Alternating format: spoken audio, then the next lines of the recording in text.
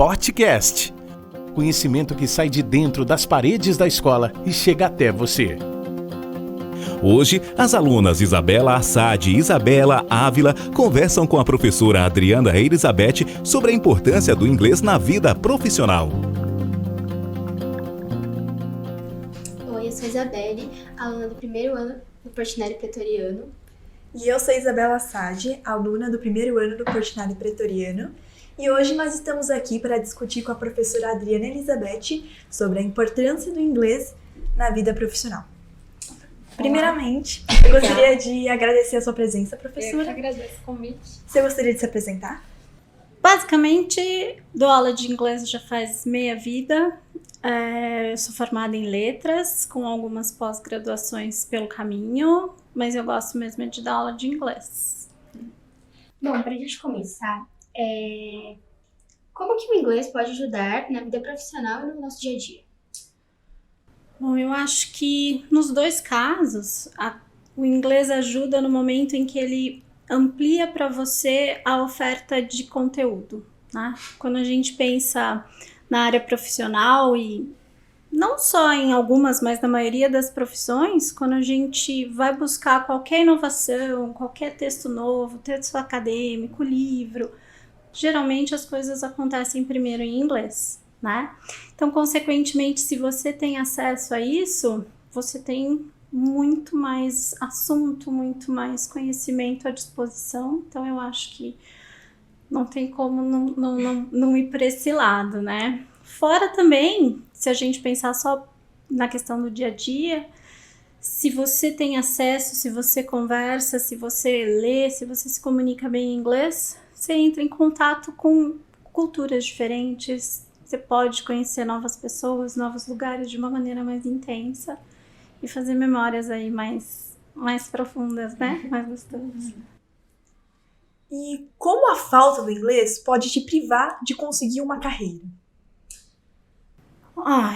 Privar de conseguir uma carreira, eu acho que assim, se desenvolver numa carreira, né?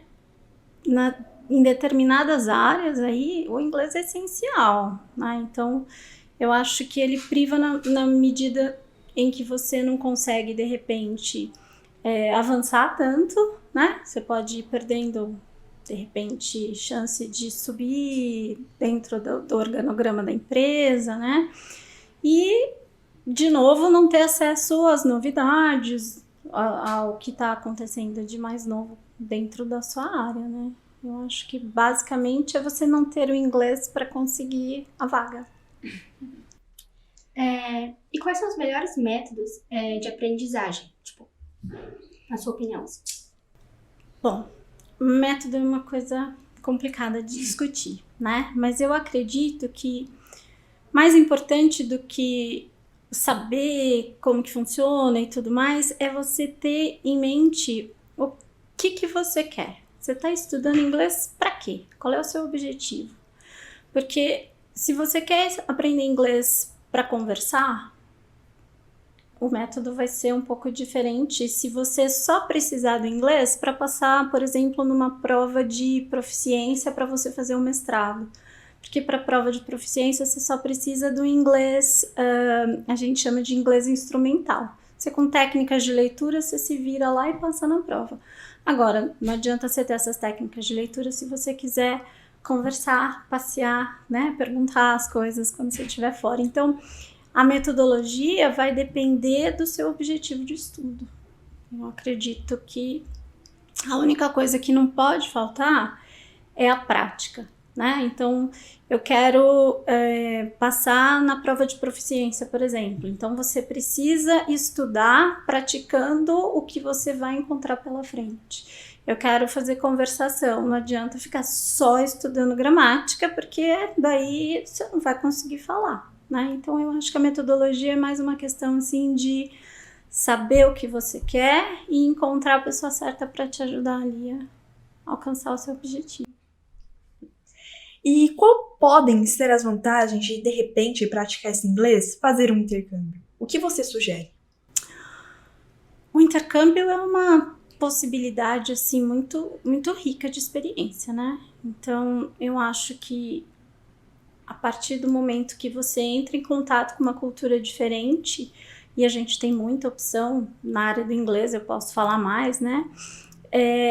Você vai viver aquela experiência de uma maneira um pouco mais profunda. Não que você não possa fazer imersões aqui no país e tal, mas é muito mais rico você estando lá fora, sabendo como funciona, experimentando as coisas ao vivo, passando por experiências, de repente, que te deixam até constrangidas, por exemplo. Eu lembro de ter passado muita vergonha, e aí você aprende aquilo, né, pro resto da vida, você não esquece mais.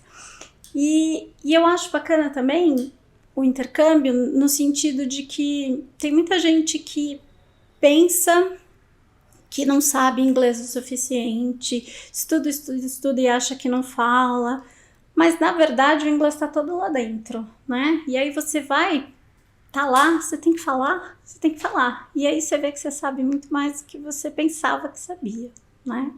Então eu acho também interessante em qualquer momento, tanto para high school quanto para quem está na universidade, de repente ver, né, a área do trabalho, como é que é fora, tem vários tipos de intercâmbio, então acho super válido. Para mim foi uma experiência muito enriquecedora, principalmente no que diz respeito a...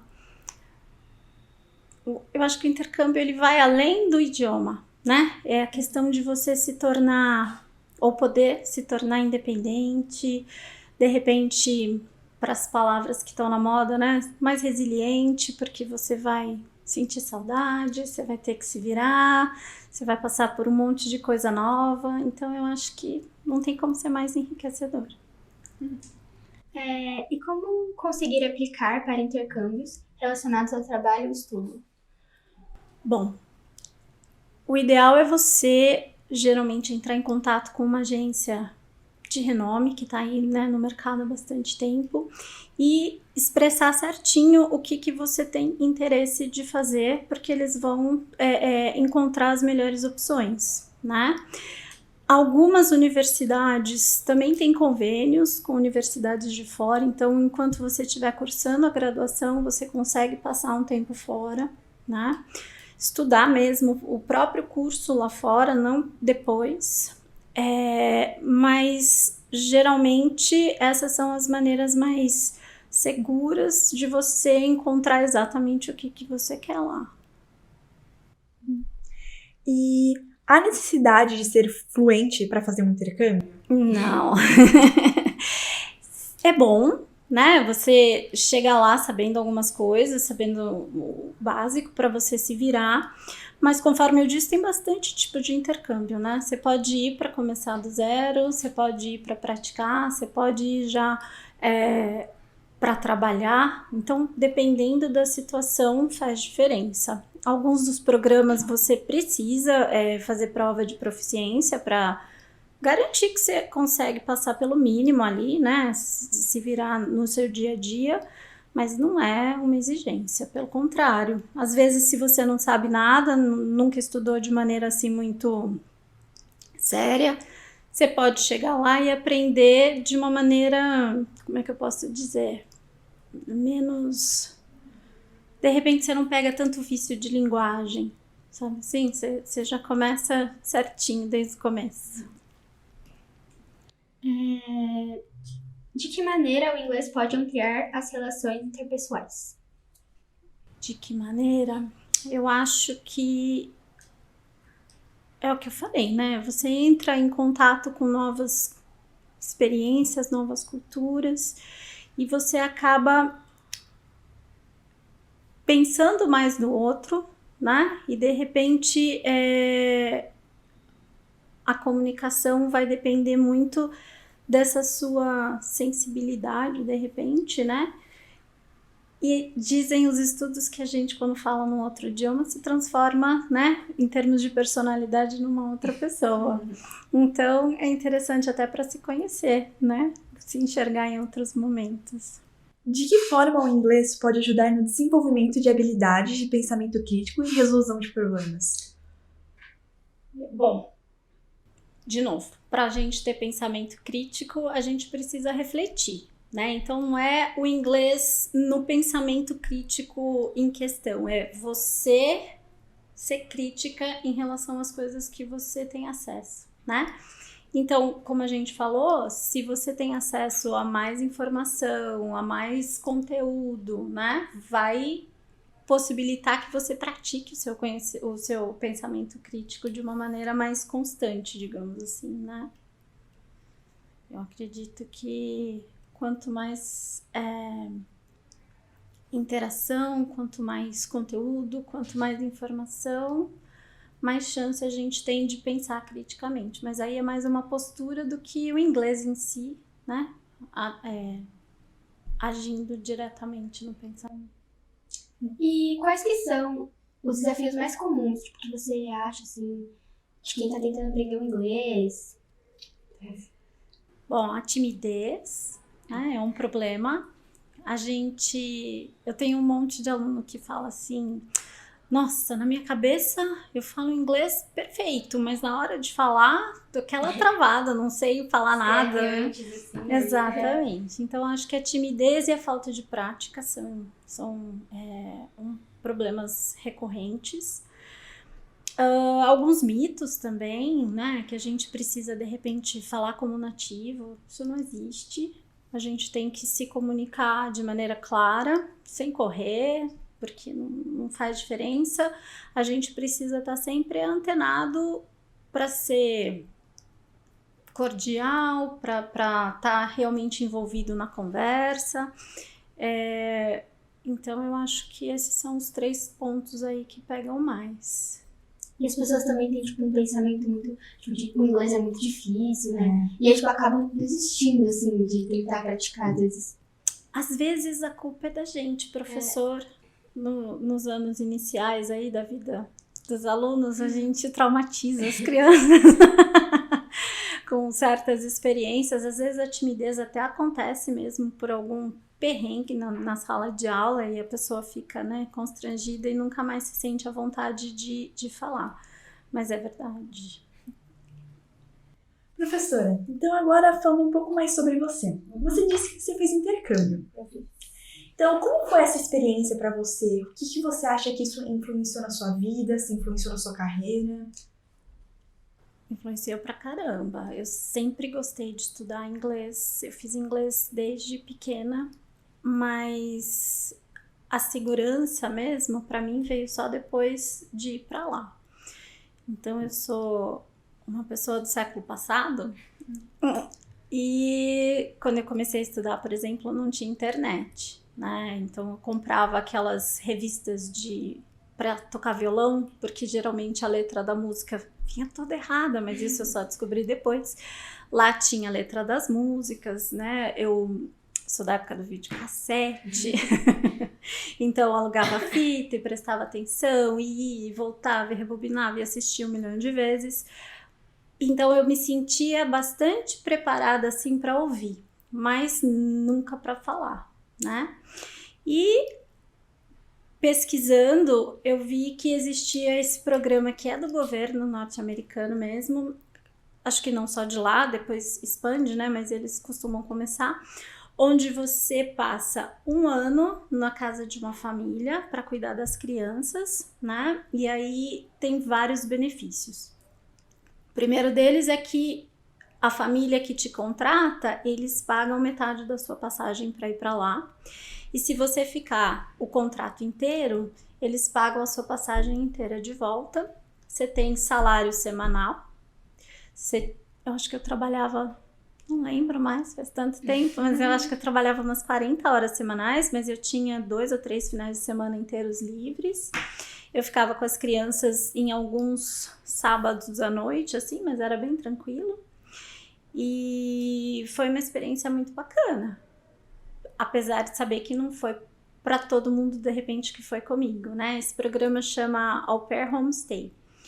Então, você passa por uma entrevista na agência, você diz o que você pretende, com quem você pretende ficar. Então, por exemplo, eu não queria ficar com um bebê porque nunca tinha tido essa experiência, mas eu também não limitei idade, porque eu queria muito ir. Eu achei que se eu fosse muito, assim, isso eu não quero, isso eu quero, achei que ia demorar mais. E realmente foi super rápido.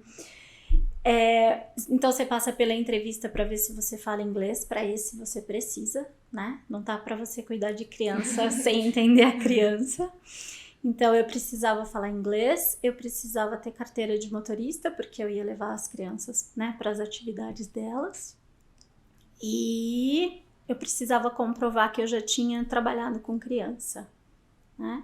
Então essas eram as exigências na época, eu não sei o quanto disso mudou.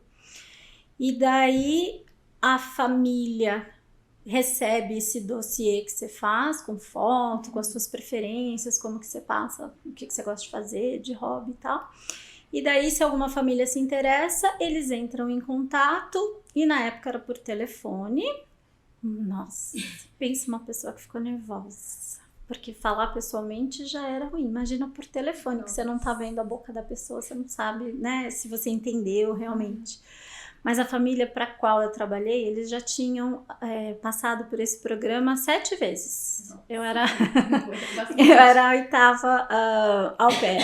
Então eles tiraram de letra e me deixaram assim super tranquilos, né? Mas eu não fui sozinha. A agência pela qual eu fui reuniu algumas pessoas que estavam para ir para lá e a gente foi no mesmo mês, então a gente foi no mesmo voo. Eu fui com mais 7 pessoas. Só eu e mais uma ficamos o tempo inteiro lá, porque a experiência deles já não foi tão legal. Tem muito disso, tipo, de combinar com a família, da família ser receptiva com você. E a expectativa da família também, né? Então, como eu fui com essa família que já tinha passado pelo programa várias vezes, super de boas, eles sabiam exatamente o que esperar. Eu não fazia nada de muito...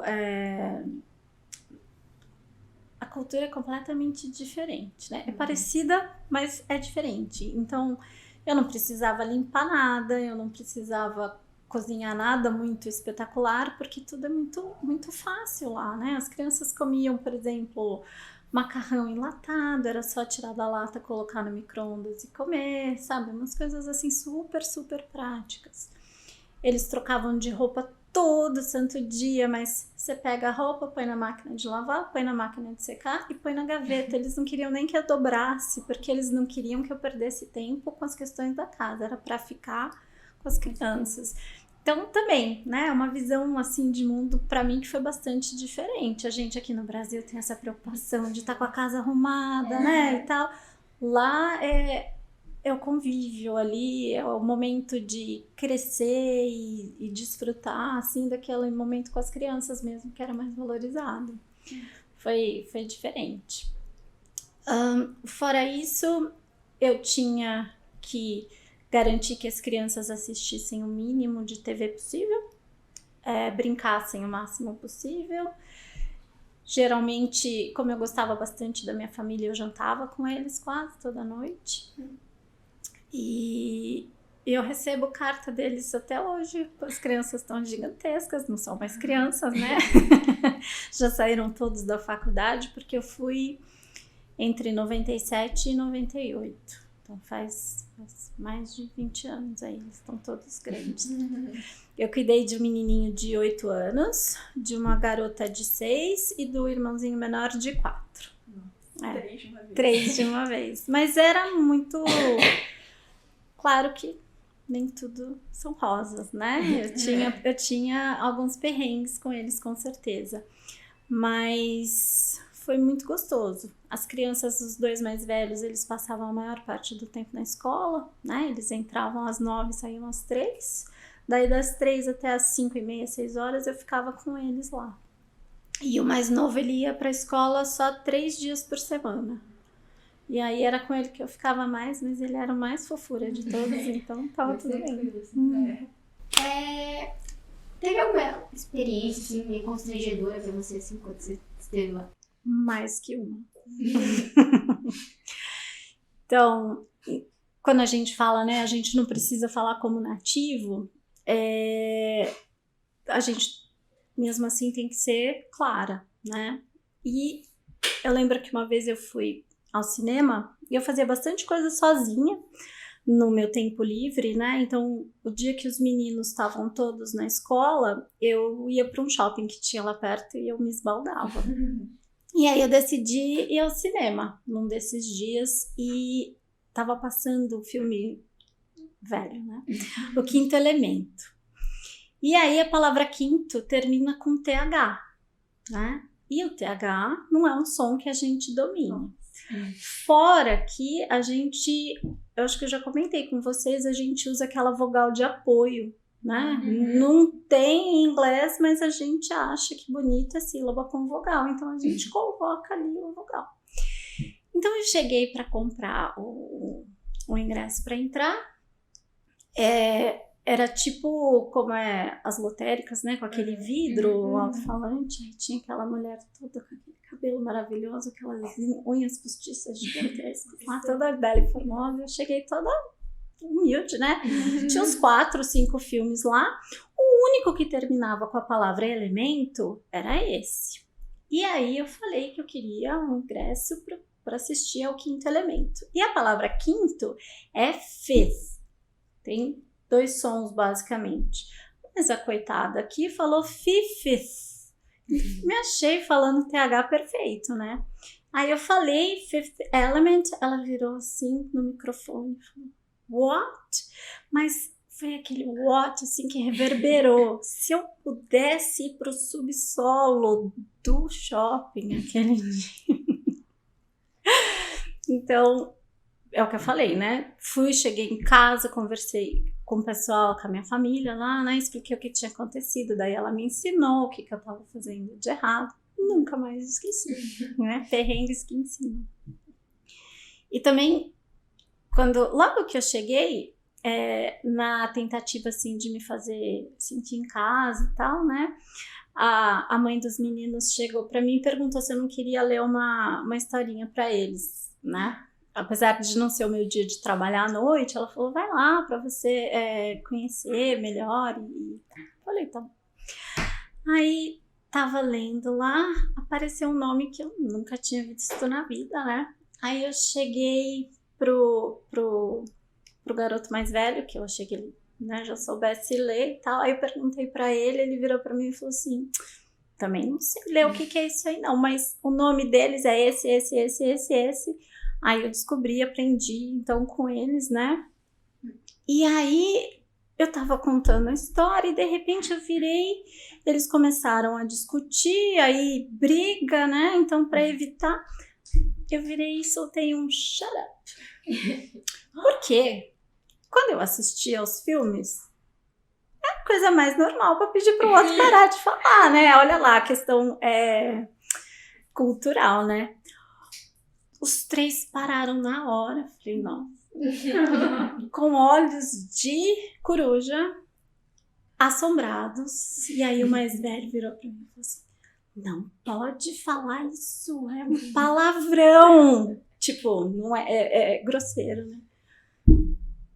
Fazia 3 dias que eu tava lá, primeiro mico de um garoto de 8 anos, né? A gente aprende com todo mundo a todo momento. Então, professora, agora voltando um pouco mais para a parte de vida profissional, tem vários exames de inglês que você pode fazer. E você acha que fazendo algum desses exames, você pode ter, tipo, como eu posso dizer? Você pode ter um passo a mais, tipo assim, para ter uma vida profissional na área, tipo, do inglês, um diferencial, entrar numa faculdade lá fora, de repente? Com certeza, desde que você, de novo, saiba o propósito, né? Pelo qual você está fazendo a prova. Tem várias universidades, tem várias provas, tem vários tipos de prova. Tem prova para você entrar na universidade, tem prova para você conseguir visto de permanência em determinado país. Tem prova só para você comprovar que você é fluente. E aí, dentro dos vários exames, tem profissional, tem acadêmico. Então, de novo, você precisa saber o que você quer, né? A maioria deles envolve uma prova que testa todas as habilidades, né? Então, gramática, escrita, a fala e a audição. geralmente é interessante você praticar bastante o formato da prova para você chegar lá e dar conta. Principalmente na parte de fala e audição, né? As expectativas são grandes e o nervosismo é maior ainda. Então, você sabendo o que esperar, sabendo exatamente o que pode fazer você ficar com uma nota maior, né? O que conta mais como algo positivo em relação a determinados momentos ou para determinadas provas é interessante, porque é tudo super rápido. Então, por exemplo, o listening tem várias provas onde eles tocam áudio uma vez só. Ouviu, não ouviu, ouvisse. Tem um sotaque. Nossa senhora, né? Fala, É verdade. Aliás, né, o inglês é língua franca, a gente carrega o nosso sotaque, então é claro que a gente vai se deparar com isso o tempo inteiro, né? Com certeza. Mas eu acho que essas certificações internacionais, os exames que você falou, eles encurtam o caminho, né? Então, por exemplo, mesmo que você não vá para fora, você está fazendo faculdade e você decide que você vai fazer um mestrado aqui no Brasil. Para você fazer mestrado, você precisa comprovar que você domina um idioma além do português. Não precisa ser o inglês, mas você precisa passar por uma prova de proficiência da universidade. Se você já tem um desses certificados internacionais, você não precisa fazer a prova, você já tá, né? Você já tem como comprovar que você sabe. E se você for fazer depois doutorado, você precisa de um terceiro idioma, certo? Então, eu acho que não só do inglês, mas de qualquer idioma que você faça, se você tiver esse tipo de certificação, com certeza é importante. Ajuda, encurta caminho, né? E é diferente de você colocar no currículo, né? Que o seu inglês é intermediário e você mostrar o certificado. Né? Vocês pensam em fazer algum certificado alguma vez? Sim. Sim? Eu não sei se eu fiz, acho que não. Não pensa em estudar fora, fazer intercâmbio? Primeiro que meu pai não ia deixando. Mas você tem vontade? Ah, não, porque eu tenho assim um pouquinho de... Não sei se eu me dou muito bem com inglês, sabe? Mas de repente pode ir para um lugar onde, além do inglês, ofereça outras coisas, né? Então, por exemplo, se você quiser ir para o Canadá, em determinadas regiões, você tem o francês e o inglês, né? Então, é gostoso. Aliás, como a gente está falando, né, de inglês para a vida e para a vida profissional, vocês perguntaram para mim se existem intercâmbios para isso, né? Alguns governos, eles buscam mão de obra estrangeira porque falta no país, né? Então eu sei que a Alemanha faz isso, o Canadá faz isso. E aí você precisa dominar o idioma, você precisa já ter o seu diploma, né? Mas se você tiver em determinada carreira, com determinada idade, de repente é o próprio governo do país que vai fazer questão de ter você trabalhando lá. Também é uma possibilidade bacana. Vamos supor que eu sou uma pessoa de 30 anos de idade e eu vou precisar ser transferida para o exterior, mas eu sei muito pouco de inglês. Quais métodos você acha melhor para, eu, uma pessoa de 30 anos de idade, aprender inglês? Porque eu sei, né, nós sabemos que é muito mais difícil uma pessoa de 30 anos de idade aprender inglês do que uma de 10 anos de idade.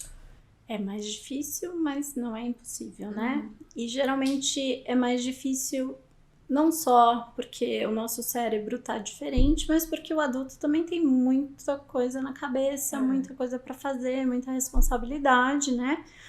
Não que as crianças hoje também não tenham, né? 1 milhão de coisas para fazer. Mas o principal é a exposição, né? Conforme eu comentei com vocês, vocês me perguntaram sobre as maiores dificuldades, eu esqueci de mencionar o problema da inconstância. Então, é muito comum uma pessoa que começa a fazer um curso de inglês, faz 1 ano, para, fica 2, 3, aí volta, aí faz 3 meses e para. E E aí a gente ouve aquele, né? Nossa, mas só sei verbo to be e nem o to be sabe. Mas é porque tem que recomeçar muitas vezes, né? Então você ter constância, você começar a estudar, se preparar, praticar todo dia um pouquinho, eu acho que é o melhor método para você se desenvolver, pelo menos o mínimo necessário para você chegar lá e deslanchar. Porque é aquele negócio também, né? Você tá lá, ou você fala, ou você fala. Não tem o que fazer. Ou você volta, né, pra casa e chega em posição fetal e chora eternamente. Precisa, chegando lá, você tem que se virar. Mas, dependendo do tempo que você tiver para se preparar, de repente fazer um intensivão com algum professor, algum mentor, alguma coisa nesse sentido, focando mais na área que você vai precisar. Então, dependendo do que você for trabalhar lá, né? Você vai buscar o vocabulário daquela área, você vai buscar o tipo de situação pelo qual você vai mais passar e vai se preparar para isso com alguém que consiga, né? Então, ajudar você. Não sei se era bem isso que você queria, né? E você acha como que a gente pode, tipo, pessoas que tentam aprender inglês, praticar esse inglês, tipo, no dia a dia? Porque nós sabemos que aqui no Brasil não tem muita recorrência de falar com estrangeiros que falam a língua nativa inglês. Principalmente em cidade pequena, que nem a nossa, né? Não é impossível, mas não é tão comum, é verdade. Eu acho que hoje com a internet e depois da pandemia, com esses montes de aplicativos e possibilidade de você entrar em contato com as pessoas, é um pouco menos difícil do que, por exemplo, na minha época, né? Que eu falei que eu ia comprar revistinha na banca de jornal. Mas você pode buscar através de professores mesmo, pessoas confiáveis com quem conversar no exterior, porque também não é muito seguro se conversar com qualquer pessoa pela internet, né? Então, de repente, ter alguém que garanta, né, uma certa segurança é importante. Mas eu acho que a oportunidade para praticar está aí em qualquer lugar, né? Eu vejo a galera do videogame sempre troca, né? Aquela mistura de português e inglês, mas é um começo, né? Então eu acredito que a internet seja o seu melhor ponto de apoio. Muita gente fala, assiste a filme, seriado. Depende de como que você vai encarar isso. Já pensou você ficar 2 horas assistindo a um filme sem ou com legenda em inglês e o som em inglês e você entender só um pouquinho? Então, tudo é uma questão de método, né? Qual é o seu objetivo e como é que você vai fazer. Eu acho que por aí. Você acha que, tipo, esses aplicativos... Você conhece o Duolingo? Conheço. Você acha, tipo, que ajuda muito? Tipo, é mais pra escrever, tipo, ajudar na escola, assim? É mais pra você, pelo menos a versão gratuita que eu uso, né? Eu acho que é mais pra você receber. De repente, as palavras, vocabulário, pronúncia, não é tanto para você falar. E aí, aquele negócio que eu comentei, né? Na cabeça da gente, a gente é perfeita, fluente, né? O nosso pensamento não para, mas na hora do vamos ver da vida real, é mais difícil. Então, eu acho que é um começo bacana. Eu acho que se você, por exemplo, pensando no inglês, que é o que eu posso falar mais, né? Se você estuda inglês com um professor particular e usa o Duolingo, você vai, porque você está praticando, lembra que eu falei, né? É a constância e é o contato. Você vai praticando cada vez mais e aí você se desenvolve ainda mais. Agora, só estudar pelo aplicativo funciona? Aí depende da sua dedicação, né? De repente você pode ficar 10 anos fazendo inglês todo dia. Se você não se dedicar, o desenvolvimento é mais ou menos também, né? Mas eu gosto de aplicativos. Eu uso, tô tentando aprender espanhol. Então, você acha uma boa opção para quem, de repente, não tem condição de pagar um professor particular de inglês, estudar por esses aplicativos gratuitos ou, de repente, vendo videoaulas no YouTube? Com certeza, com certeza. Inclusive, eu costumo indicar para os alunos, né, no colégio mesmo, tô com dificuldade, professora, não entendi direito e tal. Eu sempre indico alguns canais, tem muita coisa gratuita, de muita qualidade. É claro que geralmente eles estão na expectativa de conquistar você para ser aluno da escola deles também. Mas o que eles oferecem gratuitamente é bastante rico. É só o cuidado da avalanche de informação e de você não se tornar um acumulador, né? Então, de repente, você visita 500 sites, você baixa 300 PDFs e aí dá aquela sensação de que você está estudando. E você não está. Você só está acumulando, guardando, né? A prática é o mais importante. Professora, eu queria muito agradecer a sua presença aqui. Eu que agradeço o convite. Muito obrigada pela conversa, esclareceu várias dúvidas nossas. Que bom, espero que tenha sanado não só dúvidas, mas despertado aí a vontade, de repente, de fazer um intercâmbio e de aprender mais. E é aqui que encerramos o nosso podcast sobre a importância do inglês na vida profissional. Gostaram? Então compartilhem o conhecimento e sigam nossas redes sociais. Facebook, Portinari Colégio. Instagram, Colégio Portinari Avaré. Canal do YouTube, Portinari Avaré. E o Spotify, Podcast. Até o próximo podcast.